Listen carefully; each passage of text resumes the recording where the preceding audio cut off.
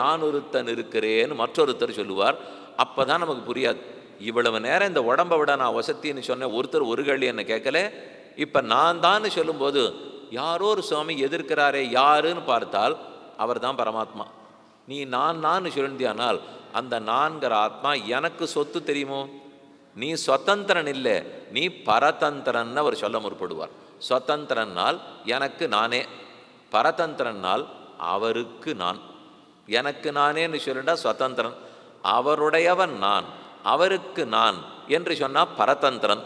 இந்த ரெண்டுமே இப்போ சேர்க்கணும். ஒரு பக்கத்தில் நான் ஒருவன், அறிவுடையவன், அனுகூலமானவன். ஆனால் சுதந்திரன் இல்லை, அகங்கரிக்க முடியாது. நான் சேஷத்துவமுடையவன், பாரதந்திரியமுடையவன், நான் அவருக்கு அடங்கினவனாக இருக்கிறேன். இந்த உண்மையும் புரிஞ்சுது. இவ்வளவு நான் சொன்னீரே, அப்போ நான்கிறவர் சுதந்திரன் இல்லை, அந்த பெருமானுக்கு அடங்கியவன் எப்படி தெரிஞ்சின்றீர்? ரொம்ப சுலபம். இத்தனை நாள் எப்படி இந்த உடம்பை காட்டில நான் வேறேன்னு தெரிஞ்சுட்டேனோ, அதே போல் பெருமானை விட வேறேன்னு நான் தெரிஞ்சுடலாம். உலகத்துக்கெல்லாம் நான் தலைவனா? என் குடும்பத்துக்கே நான் தலைவன் எல்லாரும் ஏற்றுக்கிறாளா? இந்த உலகத்தை நான் படைச்சேனா? எல்லா இடத்துலையும் என்னால் இருக்க முடியுமா? என் ஆணையை கேட்டு யாரா 4 பேர் நடப்பாளா? ஒன்றுமே இல்லையே. இது ஒவ்வொன்றும் என்கிட்ட இந்த பெருமகள் இல்லைன்னு தெரிஞ்சு போச்சு. அதை சொல்கிறச்சேவே நமக்கு சொரத்தே இறங்கிப்படும். இப்படி நிமிர்ந்துன்ற இந்த முதுகு அப்போவே குறிஞ்சு போடும். இதெல்லாம் ஒன்றுமே இல்லை போல் இருக்கு சுவாமி. நானும் ஏதோ 1000 ஒருத்தன், என் வாழ்க்கையை எப்படி ஓட போகிறதுன்னு என்னாலே முடிவு பண்ண முடியல.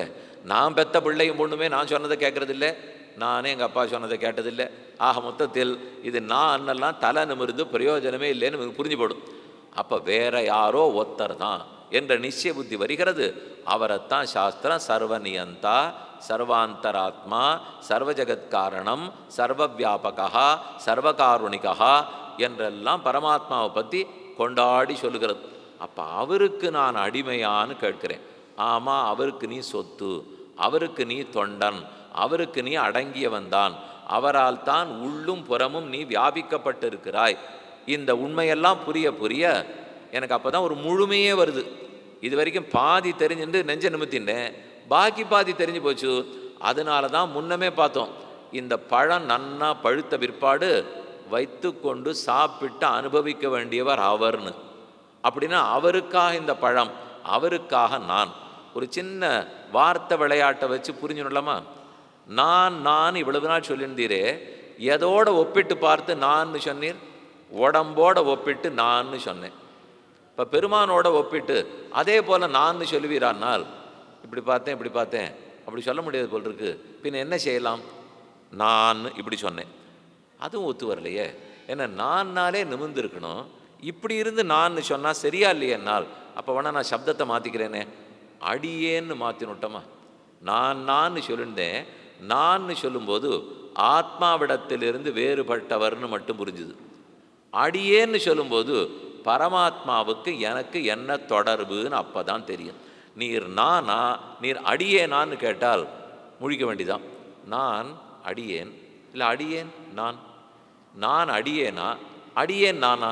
ரெண்டும் ஒன்று தானே சுவாமி. எப்படி பண்ணால் உமக்கு என்ன? இப்போ இன்னத்தை சாப்பிட்டுட்டு தான் இது எவ்வளோ தூரம் சொல்லிடுவாள்னால், குளிச்சுட்டு தான் சாப்பிட்டா என்ன, சாப்பிட்டுட்டு தான் குளித்தா என்னன்னு ஏன் தப்பாக கட்டுறாதீங்க. குளிச்சுட்டு தான் சாப்பிடணும். அதனால தான் குளித்து குடி, கந்தையானாலும் கசக்கி கட்டு, எது வேணால் எப்போ வேணால் முன்னாடி பண்ணிக்கலாம்லாம் சொல்ல முடியாது. நான் அடியேன்னா வேற அர்த்தம், அடியேன்னான்னா வேற அர்த்தம். ரெண்டும் ஒன்று தானே. நான்னா நான், அடியேன்னா சரி அடிமைத்தனம் தெரிஞ்சவர், பெருமானுக்கு சொத்துன்னு புரிஞ்சவர்னால் அப்படி வச்சுக்க வேண்டாம். இப்போ இவ்வளவு நேரம் விளக்கினதுலேருந்து ஒன்று புரிஞ்சிருக்கும். நான் நிரூபணமாகறச்சே, நான் எப்போ நான் சொல்லச்சேவும் ஞானந்தானே முக்கியமாக வந்தது. நான் அறிவுடையவன், நான் அறிவாளி, நான் ஒருத்தன். அதனால் நீங்கள் நான் அடியேன்னு எழுதிங்கோ, கையில் பேனா புத்தகம் இருக்கிற எழுதினுடுங்க, இல்லை மனசில் எழுதிங்க.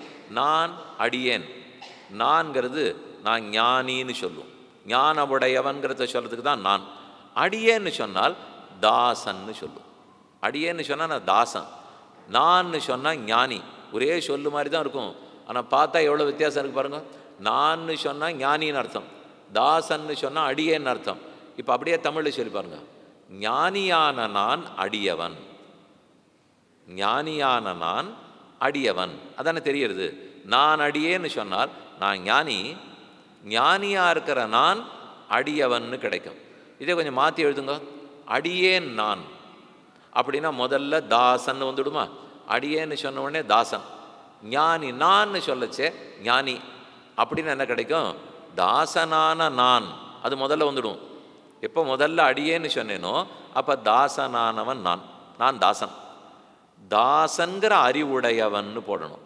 அடியேன் நான் சொன்னால் தாசன் என்னும் அறிவுடையவன் நான். நான் அடியேன்னு போட்டால் அறிவுடைய தாசன். அறிவுடைய தாசன்னு சொல்ல போறீங்களா, தாசன் அறிவுடையவன் சொல்ல போறீங்களா? இவ்வளோதான் வித்தியாசம். தாசன் அறிவுடையவனா, அறிவுடையவன் தாசனானால் இந்த கேள்வி 1000 வருஷத்துக்கு முன்னாடி ராமானுஜருடைய காலக்ஷேப கோட்டியிலேயே வந்து விட்டது. நான் அடியேன்னு சொல்ல போறீரா, தாசன் அறிவாளின்னு சொல்லணுமா, அறிவாளி தாசனா இருக்காருன்னு சொல்லணுமா, இப்படி பார்க்கணுமா அப்படி பார்க்கணுமானால் ராமானுஜருக்கு தெரியும். இருந்தாலும் இது நாம் சொன்னதாக இருக்கக்கூடாது அப்படின்னு தன் சிஷ்யர் கூறத்தாழ்வான்னு பேர். ஸ்ரீவத்ஸ சின்ன மிஸ்ரேபியா நம உக்தி மதீமகி யதுக்தய ஸ்திரீகண்டே யாந்தி மங்களசூத்திரதாம்னு அவரை பற்றின அழகான ஸ்லோகம். கூறத்தாழ்வானை பார்த்து, நீர் நேர திருக்கோட்டியூருக்கு போம், அங்கே திருக்கோட்டியூர் நம்பிகள் கோட்டி பூர்ணர் எழுந்துள்ளி இருக்கிறார், அவர்கிட்ட போய் இந்த சந்தேகம் அடியனுக்கு இருக்குது, எப்படி சமாதானம்? நான் அடியேன்னு சொல்லணுமா, அடியேன் நான் சொல்லணுமா? ஞானம் முக்கியமா தாஸ்யம் முக்கியமா? தாசனை ஞானின்னு சொல்ல போறீரா, ஞானிய தாசன்னு சொல்ல போறீரா? இந்த ரெண்டுத்துக்குள்ளே ஏதுன்னு கேண்டு வரும் அனுப்பிச்சார். அவர் போனார். அந்த சுவாமி திரும்பியே பார்க்கல. கிருஷ்ணபுரில் வந்தால் வந்து உட்காந்து வச்சு பழமத்தில் பார்க்கலாம் கொடுத்து என்ன ஏதுன்னு கேட்டு என்ன வேணும்னு கேட்டு அமுச்சு வச்சிட வேண்டாமா? நம்மளாக இருந்தால் அந்த மாதிரி போய் 10 நிமிஷத்துக்குள்ளே கேட்கலன்னா இவர் என்ன சுவாமி போனால் கதவே திறக்க மாட்டேங்கிறான்னு திரும்பி வந்துடுவோம். அவர் அப்படிலாம் இல்லை. 1 நாள் ஆச்சு, 2 நாள் ஆச்சு, 4 நாள் ஆச்சு, 1 மாதம் ஆச்சு, தொண்டு செய்து கொண்டே இருக்கிறார். கேட்கவே இல்லை. நான் வந்திருக்கேனே என்னை திரும்பியே பார்க்க மாட்டேங்கிறேன்னு ஒரு கோபமே வேண்டாம், கேட்டிருக்குவானும் கூடாதா? அந்த சுவாமி கேட்கவே இல்லை, கைங்கரியம் பண்ணிட்டு இருக்கார். 6 மாதம் ஓடி போச்சு. 6 மாதமும் கேள்வி கேட்காத கைங்கரியம் பண்ணிட்டு இருக்கார். ஒரு நாள் என்னமோ வாசலில் பார்த்துட்டு, நீர் இங்கே கைங்கரியம் கொஞ்ச நாளாக பண்ணிட்டு இருக்கிறதா தெரியறதே, அப்படியானார் அவர். நல்லா இருக்கு, எவ்வளோ நான் பட்டப்பாடு எனக்கு தெரியும், நீர் என்னமோ இப்போ வந்து இதுவாக அப்படியாங்கிறீரே, அதெல்லாம் அவர் கேட்கவே இல்லை. ஒன்றும் இல்லை, சுவாமி திருமாளிகையில் கைங்கரியம் பண்ணுற பாக்கியம் எனக்கு கிடைச்சதே பெரிய விஷயம், எதுக்கு வந்தீர்னு கேட்டார். இல்லை, எம்பெருமானார் தான் அனுப்பிச்சார். இந்த மாதிரி ஒரு சந்தேகம் இருக்குது, தாசன் அறிவாளியா, அறிவாளி தாசனா? நான் அறிவுங்கிறத முதல்ல வச்சுட்டு அடிமைங்கிறத 2வது சொல்லணுமா, அடிமைங்கிறத முதல்ல வச்சு அறிவுங்கிறத 2வது சொல்லணுமா? இதுதான் சந்தேகம்னார். அதுக்கு அவர் திரும்பி ஒரே வார்த்தையில் பதில் சொன்னார். அடியேனுள்ளான் என்கிற நம்மாழ்வார் 8ஆம் 10 பாசுரம் உமக்கு நினைவில்லையான்னார். நினைவு வந்துடுத்து, கேள்விக்கு பதிலும் கிடைத்து விட்டது, அது என் கிளம்புறேன்னு அவர் கிளம்பிவிட்டார். நேர உடையவர்கிட்ட வந்துட்டார். நமக்கு புரியவே இல்லை, அவர் இப்போ என்ன சொன்னார், இவருக்கு என்ன புரிஞ்சுது? என்னமோ அடியேனுள்ளான்னு ஆழ்வார் பாடியிருக்காரு. என்னால் அப்படியே கூறத்தாழ்வான் திரும்பி வந்தார். ராமானுஜரிடத்தில் விழுந்து தண்டம் சமர்ப்பிச்சார். அடியேனுள்ளான்ங்கிறது ஞாபகம் இல்லையான்னு திருக்கோட்டி நம்பிகள் கேட்டார் என்று சொன்னார். அவருக்கும் புரிஞ்சு ஒரே ஆனந்தமாக ஆட ஆரம்பிச்சுட்டார். இப்பேற்பட்ட அர்த்தத்தை நிமிஷத்தில் சொல்லிட்டாரேன்னு. இப்போ என்ன நடந்திருக்கு? இதுன்னு சொன்னாரா அதுன்னு சொன்னாரானால் அதுக்கு அந்த பாட்டோட அர்த்தத்தை பார்த்தா தான் இதை புரிஞ்சிக்க முடியுது. அடியேன் உள்ளான், உடல் உள்ளான், அண்டத்தகத்தான், புறத்துள்ளான், படியே இதுவன் நுரைக்கலாம் படிய நல்லன் பரம்பரன், கடிசேர்நாத்தத்துள்ளாள இன்பத்துன்பக் கடிநேர்மை ஒடியாவின்பப் பெருமையோன் உணர்வில் உண்பர் ஒருவனே. 8ஆம் 10 ரொம்ப ஆச்சரியமான பாசுரம். அதில் அவர் சொல்கிறது, அடியேன் உள்ளான், உடல் உள்ளான், அண்டத்தகத்தான், புறத்துள்ளான், எல்லாவற்றுக்குள்ளும் பெருமாள் நீக்கமர நிறைந்திருக்கிறார். பாட்டுக்கு அர்த்தம் இதுன்னு வச்சுங்களேன். அடியேன் உள்ளான் எனக்குள்ளே இருக்கார், அண்டத்தகத்தான் புறத்துள்ளான் எல்லாத்துக்குள்ளே இருக்கார். ஆழ்வார் என்னுள்ளான்னு சொல்ல வேண்டியவர் ஏன் அடியேன் உள்ளான்னு சொன்னார்ங்கிறத இப்போ கேள்வி. என்னுள்ளான்னு சொல்லியிருந்தால் ஞானியான எனக்குள் இருக்கிறான்னு அர்த்தம். அடியேனுள்ளான்னு சொன்னால் தாசனான எனக்குள் இருக்கிறார்னு அர்த்தம். இதுதான் பெரிய வித்தியாசம். என்னுள்ளான்னு சொன்னாரா அடியேனுள்ளான்னு சொன்னாரா? என்னுள்ளாய் சொல்லியிருக்காரே பரளத்திலே, நீ என் செவியின் வழி புகுந்து என்னுள்ளாய் அவிவின்னி யான் பெரியன் நீ பெரிய என்பதனை யாரறிவார் ஊன் பருகு நேமியாய் உன்னு. பெரிய திருவந்தாதியில் இதே நம்மாழ்வார் பாடுறார். பல இடங்களில் என்னுள்ளான்னு பாடியிருக்கார். அப்படி என்னுள்ளான் என்னுள்ளான்னு பல இடத்துல பாடினவர் இந்த இடத்துல தான் எனக்கு உண்மை புரிஞ்சுது அடியேன் உள்ளான்னு பாடுறார்னு அவர் சொல்லியிருக்கார். இன்னும் சில இடத்துல என்னுள்ளான்னு பாடியிருக்கார். ஆனால் இந்த இடத்துல அடியேன் உள்ளான்னு சொல்றதுனால் அப்போ என்னுள்ளான்னு சொல்லுவதை விட அடியேனுள்ளான்னு சொல்கிறது ஏற்றம். ஞானியான எனக்குள்ள பெருமாள் இருக்காருங்கிறத விட தாசனான எனக்குள்ள அவர் இருக்காருன்னு சொல்கிறது ஏற்றம். அவர்கிட்ட நம்ம கேட்கணுமா, இந்த ஞானி உள்ளத்துக்குள்ளே இருக்கிறது உங்களுக்கு பிடித்தமா, தாசன் உள்ளத்துக்குள்ளே இருப்பீரானால்? தாசன் உள்ளத்துக்குள்ளே தான் நான் இருப்பேன். தாசன் ஞானியாக இருக்க வேண்டாமானால் இருக்கட்டும். தாசன் ஞானியாக இருந்தால் எனக்கு பிடிக்கும். ஞானி தாசனாக இருக்காங்கிறதுல எனக்கு ஏற்றம் இல்லை. ஏன்னு சொல்கிறேன், அது கேட்டால் தான் ரொம்ப ஆச்சரியமாக இருக்கும். எத்தனையோ பொருள்கள் உலகத்தில் இருக்குது, அதெல்லாம் ஜட பொருள்கள். இந்த பக்கம் ஆத்மாக்கள், அறிவுள்ள ஆத்மாக்கள், அறிவற்ற ஜட பொருள்கள். இந்த ரெண்டையும் என்னன்னு சொல்லலாம்? இதெல்லாம் ஜடம், ஆனால் இதெல்லாம் பெருமானுக்கு சொத்து. இதெல்லாம் அஜடம், ஞானமுடைய ஆத்மா, இவர்களும் பெருமானுக்கு சொத்து. பெருமானுக்கு தாசர்னு பார்க்கும்போது, பெருமானுக்கு தொண்டுபட்டதுன்னு பார்த்தால் மனுஷனும் உண்டு, ஆத்மாக்கள் எல்லாரும் உண்டு, பூ சந்தனம் மாலையெல்லாம் உண்டே. இப்போ பெருமாள் மாலை சாத்துறா, அப்போ அந்த மாலையும் தொண்டு செய்கிறதா இல்லையா? தொண்டு செய்கிறோங்கிற அறிவது கிடையாது, ஆனால் மாலை தொண்டு செய்யும். பல்லக்கு தொண்டு செய்யும், ஒரு திருமஞ்சன வேதிக்கை தொண்டு செய்யும், அவருக்கு சந்தனம் தாராளமாக, சக்கரை பொங்கல் தத்தியோனம் அதுவும் பெருமாளுக்கு தானே தொண்டு செய்கிறது. அதனால் இந்த பொருள்கள் எல்லாம் அவனுக்கு அடிமை தான், அடிமைத்தனம் செய்யும். ஆனால் தான் அடிமைங்கிற அறிவு கிடையாது. அதில் தான் பெருமாளுக்கு கொஞ்சம் குறை. இந்த ஆத்மாவே எனக்கு அடிமை தான், சக்கரை பொங்கல் எனக்கு அடிமை தான், அதே புஷ்பம் சந்தனம் எல்லாமே எனக்கு அடிமை. ஆனால் நான் இவருக்கு அடிமை செய்கிறேங்கிற ஞானம் இருக்கிறவன் எனக்கு உயர்ந்த அடிவன் இல்லையா? அந்த ஞானம் இல்லாத பொருளை காட்டிலும் அந்த ஞானம் இருக்கக்கூடிய ஆத்மா எனக்கு இன்னும் முக்கியம். அதுதான் அவர் மனசில் படுறது. அதனால் இப்போ ரெண்டுத்துக்குள்ளே எது முக்கியமாச்சு? தாசன்கிறது தான் முக்கியம். ஆச்சேதனமும் தாசன்தான், ஜீவாத்மாவும் தாசன்தான். ஆனால் அந்த ரெண்டுத்துக்குள்ளே சீர்தூக்கி பார்த்தால், ஓ, இந்த தாசருக்கு அறிவு இருக்குது, அது சரி. ஆனால் அறிவு இருக்குன்னு நீங்கள் முதல்ல பார்த்துட்டேன்னு வச்சுங்க, அகங்காரத்தில் போய் முடிஞ்சு போடும். அதனால தான் நம்மாழ்வார் என்னுள்ளான்னு சொல்லாமல் அடியேனுள்ளான்னு பாடினார். ஆத்மாவுக்கு முதல் அடையாளம் அறிவா அடிமைத்தனமா? அறிவா அடிமைத்தனமா? தாசன்கிறது தான் முதல் அடையாளம். அந்த தாசனிடத்தில் அறிவு இருக்கிறது. ஏன்னால் தாசனாக இருக்கக்கூடியது அச்சித்தான ஜடப்பொருள்களும் சித்தான ஆத்மாக்களும். அந்த ரெண்டுத்துக்குள்ளே இப்போ சீர்தூக்கி பார்த்தோம். இந்த அச்சித்துக்கு தான் தாசன்னு தெரியாது, சித்துக்கு தான் தாசன்னு தெரியும். அதுதானே அதுக்கு ஏற்றம் கொடுக்கறது, அதுதானே வேறுபடுத்துறது. ஆனால் முதல் அடையாளம் எது? அறிவுடையவன் இல்லை. ஏன்னா முதல் அடையாளத்தை அறிவுடையவன் சொன்னால் அப்போ அடுத்து தொண்டு செய்து கொண்டிருக்கிற பொருள்கள் எல்லாத்தையும் நான் தள்ளிடணுமே. அந்த பொருள் இந்த கோட்டிக்குள்ளே வராதே. கோட்டிக்குள்ளே எல்லா பொருள்களும் வரணும்னால் அடிமைன்னு தான் நான் முதல்ல வச்சாகணும். அதுக்கப்புறம் இந்த அடிமை அறிவுள்ளவனா அறிவற்றவனான்னு பார்த்தால் அறிவுள்ளவன்னு வருகிறது. அதனால் அடியேன் நான் சொல்கிறது தான் சிறப்பு. நான் அடியேன்னு சொல்லுவதை காட்டிலும் அடியேன் நான். அப்போ என்னன்னு தெரிய வரும்?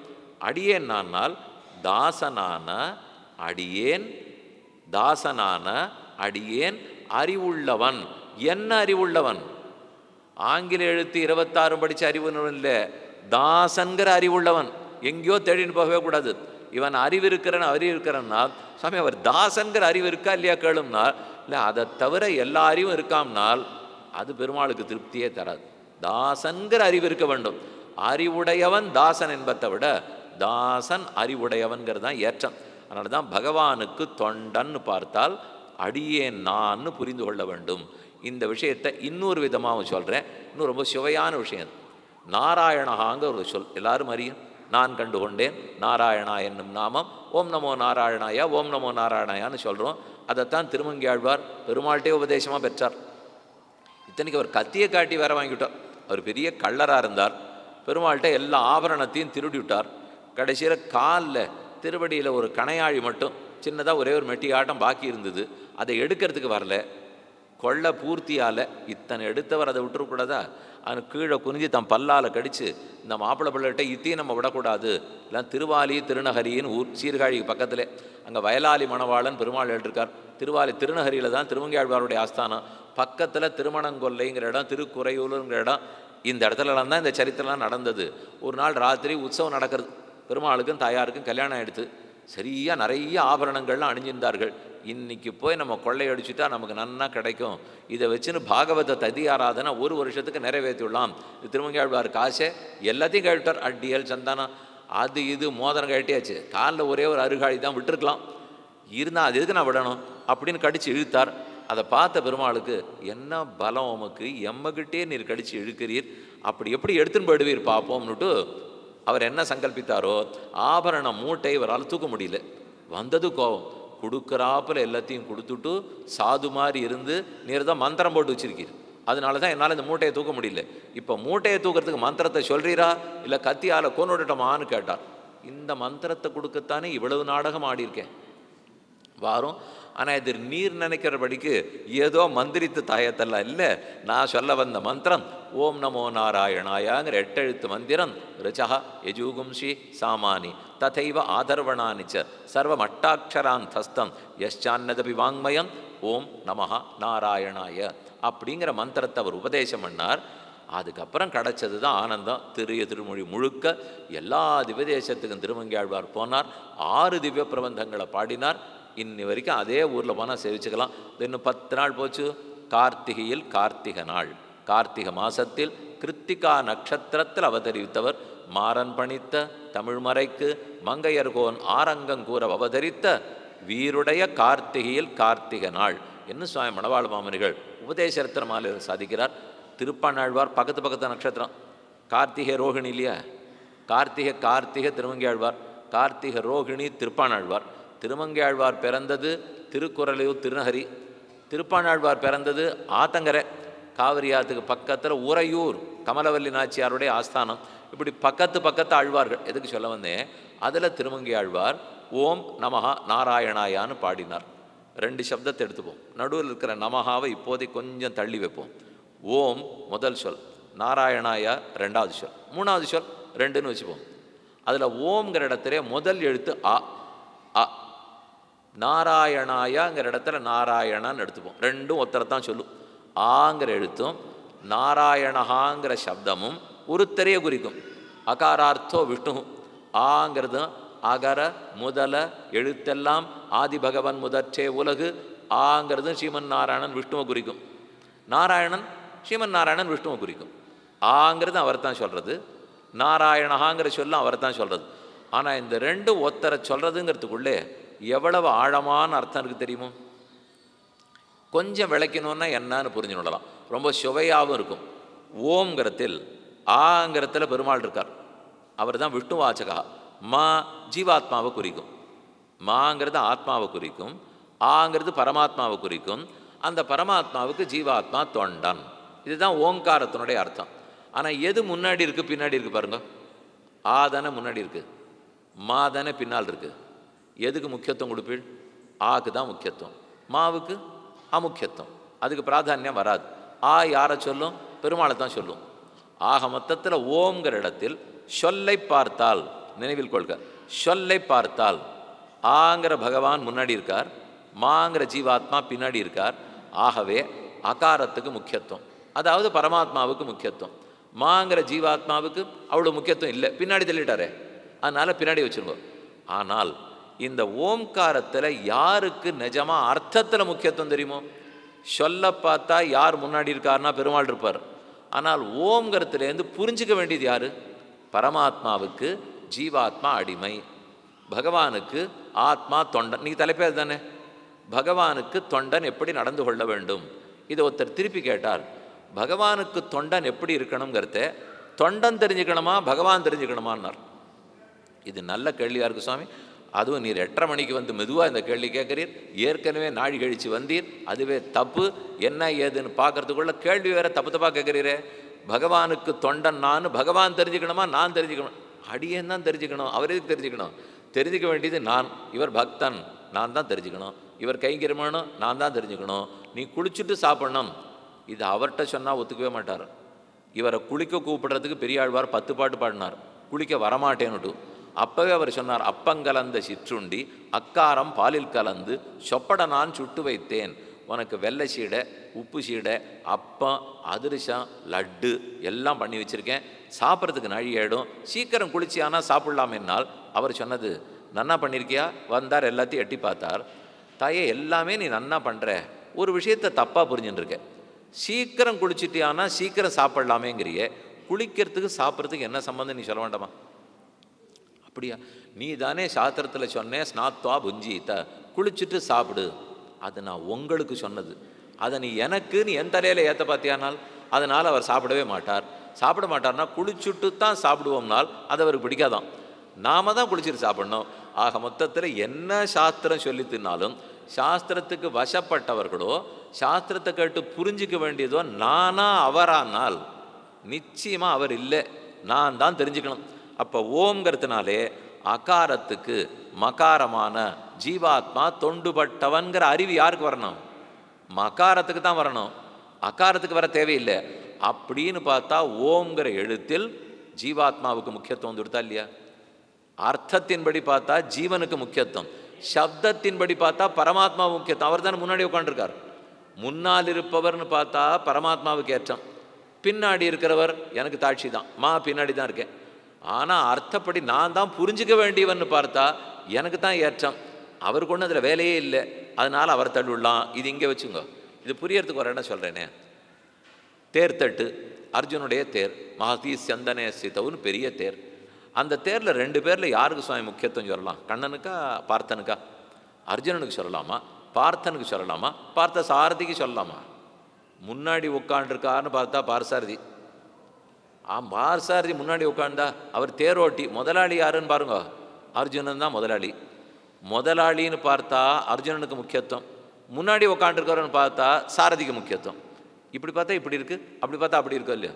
அதே போல தான் இந்த ஓம்ங்கிறது. சொல்ல மட்டும் பார்த்தா அகாரத்துக்கு ஏற்றம், அர்த்தத்தை பார்த்தா மகாரத்துக்கு ஏற்றம். இது இங்கே ஓமில் இருக்கா? இதே நாராயணஹான்னு வாங்கோ, இன்னும் அழகாக இருக்கும். நாராகா நாராகா அயனம், இந்த 2 கூடணும். நாராயணம் அயனம் யஹா சஹா நாராயணஹாங்கிற தத்புருஷ சமாசம். நாரங்களுக்கெல்லாம் அயனம் யாரோ, அயனம்னா இருப்பிடம், ஆசிரியம். நாரங்களுக்கெல்லாம் இருப்பிடம் யாரோ, நாராகான்னா என்ன? நாரம் நாரம்னு சொன்னேனே, நாரங்கள்ங்கிறது யார்? ரீங்ஷயேன்னு தாத்து, ரேபம் ரகாரம் அழியக்கூடிய பொருள்னு வரும்.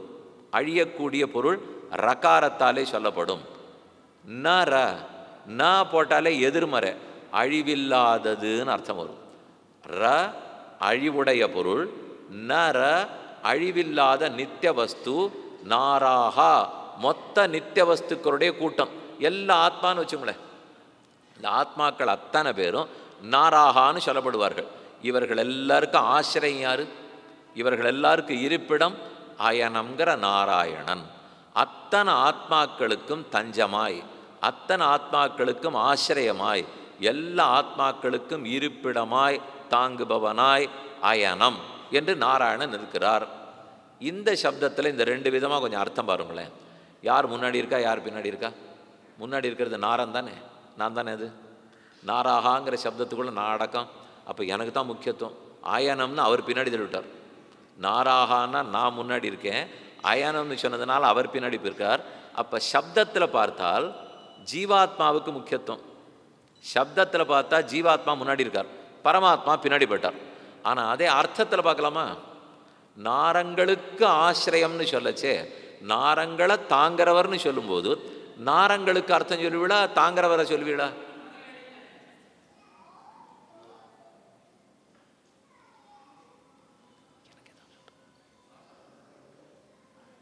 நாரங்களுக்கு அயனம்னு சொல்லும்போது நாரங்களே தாங்கிறவர் ஆகும். தாங்கிறவுக்கு தான் ஏற்றம். இந்த கண்ணாடியை நான் அப்படி தாங்கிட்டு இருக்கேன், கண்ணாடி என் கை தாங்குகிறது. கண்ணாடிக்கு ஏற்றமா கைக்கு ஏற்றமானால் அவன் கண்டிப்பாக கைக்கு தான் ஏற்றான், அதுதான் இதை தாங்கிட்டு இருக்கு. ஆனால் இதை சொன்னேங்கிறதுக்காக இன்னொரு குத்தர்க்கமாக ஒன்று தோணும். நல்ல வயிறை இப்போ ஒரு மோதிரம் பண்ணிவிட்டு அதை சின்ன பொட்டி வச்சு கொடுப்பாளோ இல்லையா? இன்றைக்கி மோதிர தளவுக்கு பொட்டியே வசதியாக இருக்குது. சில இடத்துல மோதிரம் சுமாராக இருக்குது, பொட்டி இன்னும் நல்லா இருக்குது.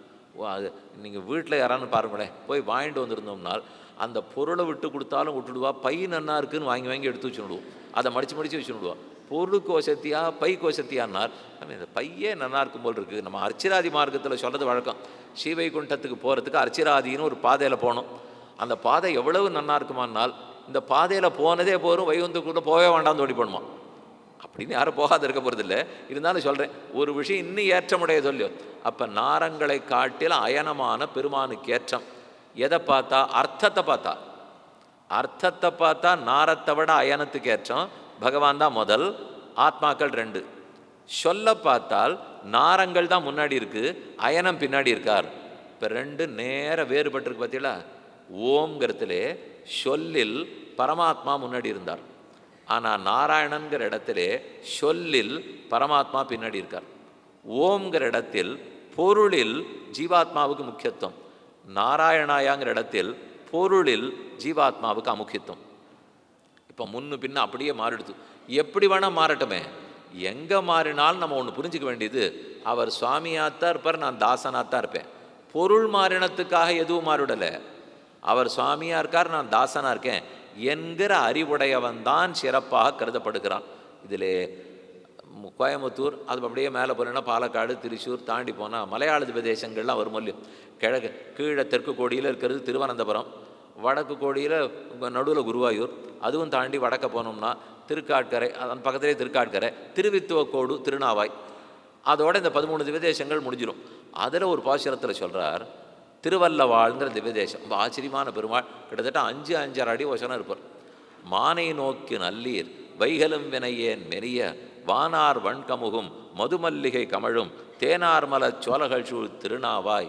திருநாவாய் தேனார் மலர் சோழகள் சூழ் அப்படிப்பட்ட க்ஷேத்திரத்துக்கு வரேன். வானார் வண்கமுகும் மதுமல்லிகை கமழும் திருவல்லவாழுரையும் கோனாரை அடியேன் அடிகூடுவது என்று கொலோ. திருவல்லவாழ் பெருமாளிடத்தில் என்னைக்கு நான் கைங்கரியம் பண்ணுவேன் என்று ஆழ்வார் ஆசைப்பட்டார். அங்கே என்ன இருக்குதுன்னு பார்ப்போம். திருவல்லவாழ்